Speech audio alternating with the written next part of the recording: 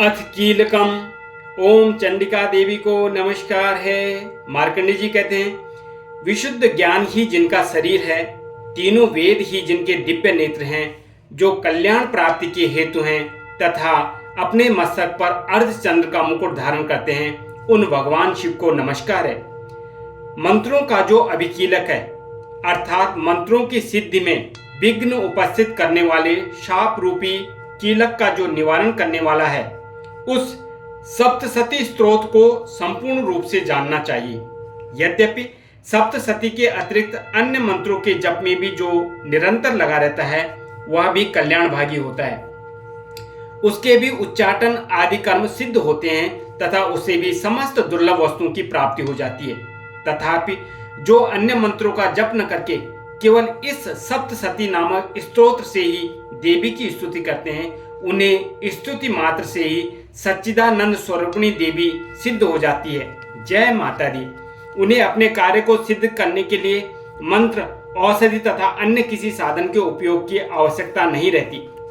बिना जप के ही उनके उच्चाटन आदि समस्त आविचारिक कर्म सिद्ध हो जाते हैं। इतना ही नहीं, उनकी संपूर्ण अभीष्ट वस्तुएं भी सिद्ध होती हैं। लोगों के मन में यह शंका थी कि जब केवल सप्तसती की उपासना से अथवा सप्तसती को छोड़कर अन्य मंत्रों की उपासना से भी समान रूप से सब कार्य सिद्ध होते हैं, तब इनमें श्रेष्ठ कौन सा साधन है। लोगों की इस शंका को सामने रखकर भगवान शंकर ने अपने पास आए हुए जिज्ञासुओं को समझाया कि यह सप्तसती नामक संपूर्ण स्तोत्र ही सर्वश्रेष्ठ एवं कल्याणमय है। तदनंतर भगवती चंडिका के सप्तसती नामक स्तोत्र को महादेव जी ने गुप्त कर दिया। सप्तसती के पाठ से जो पुण्य प्राप्त होता है, उसकी कभी समाप्ति नहीं होती, किंतु अन्य मंत्रों के जप जन्य पुण्य की समाप्ति हो जाती है। अतः भगवान शिव ने अन्य मंत्रों की अपेक्षा जो सप्तसती की ही श्रेष्ठता का निर्णय किया, उसे यथार्थ ही जानना चाहिए।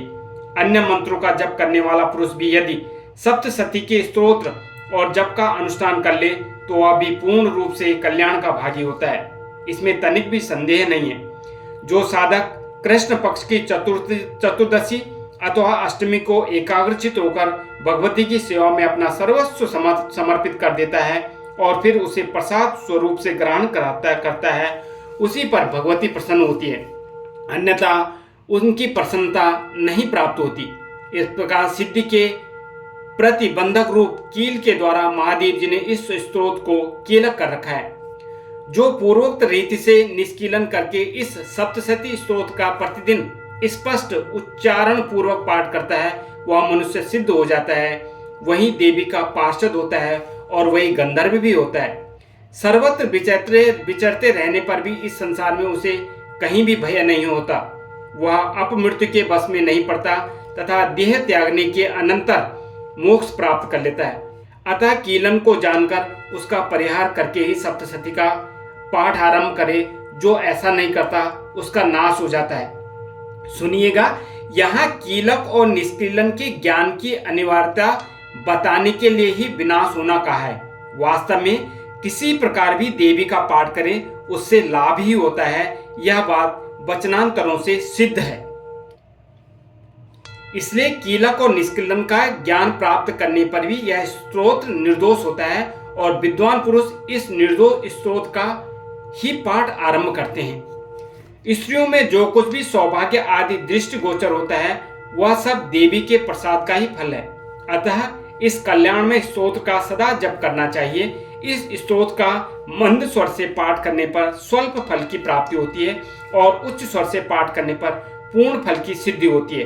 अतः उच्च स्वर से ही इसका पाठ आरंभ करना चाहिए। जिनके प्रसाद से ऐश्वर्य, सौभाग्य, आरोग्य, संपत्ति, शत्रुनाश तथा परम मोक्ष की सिद्धि होती है, उन कल्याणमयी जगदम्बा की स्तुति मनुष्य क्यों नहीं करते।